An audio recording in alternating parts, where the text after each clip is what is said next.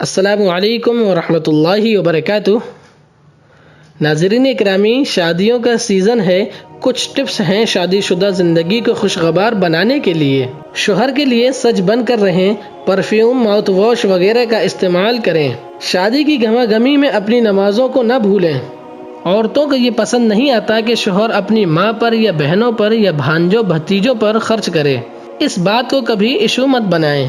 اگر وہ آپ کی تمام بنیادی ضروریات اچھے سے پوری کر رہا ہے تو اس کی فیملی پر اسے خرچ کرنے سے منع نہ کریں۔ مانے گا وہ ویسے بھی نہیں، لیکن آپ اپنی عزت ضرور گوا بیٹھیں گی، اس کی نظر میں بھی اور سسرال کی نظر میں بھی۔ ماضی میں کبھی کسی کے لیے لطیف جذبات رکھتی ہوں یا کسی نے آپ سے اظہار محبت کیا ہو یا پرپوز کرنا چاہا ہو، ان سب باتوں کے بارے میں تفصیلات شوہر کو بتانے کی ضرورت نہیں۔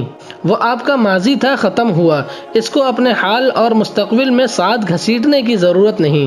آپ اپنے شوہر سے وفادار رہیں، اتنا کافی ہے۔ 24 گھنٹے شوہر کے سر پر سوار رہنے کی ضرورت نہیں۔ اس کو اسپیس دیں، اس کو یہ نہ لگے کہ شادی کر کے قید ہو گیا ہے۔ اپنے شوہر اور سسرال کے سامنے اپنے مائکے کا بھرم رکھیں۔ اگر مائکے میں اپنے بھائیوں سے کچھ ان بن ہو یا کسی اور کے ساتھ مسئلے مسائل ہوں تو بھی شوہر کو ان سلسلوں میں مت ڈالیں۔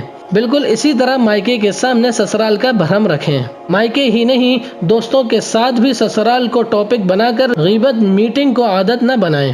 کچھ بتانا ضروری ہو جائے تو کسی ایسے کو بتائیں جو آپ کا خیر خواہ ہے اور آپ کو بہترین مشورہ دے سکتا ہے۔ روز اماں کو فون کر کے ابھی توے سے اتری تازہ گرم رپورٹ دینے سے میں نے گھروں میں بہت مسائل کو جنم لیتے دیکھا ہے۔ اس لیے بلا ناگہ بات کرنی ضروری نہیں، اور اداسی یا پریشانی والے موڈ میں تو بالکل بات نہ کریں۔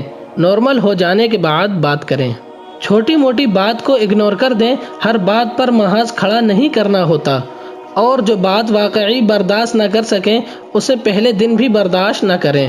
سب سے اہم چیز دعا۔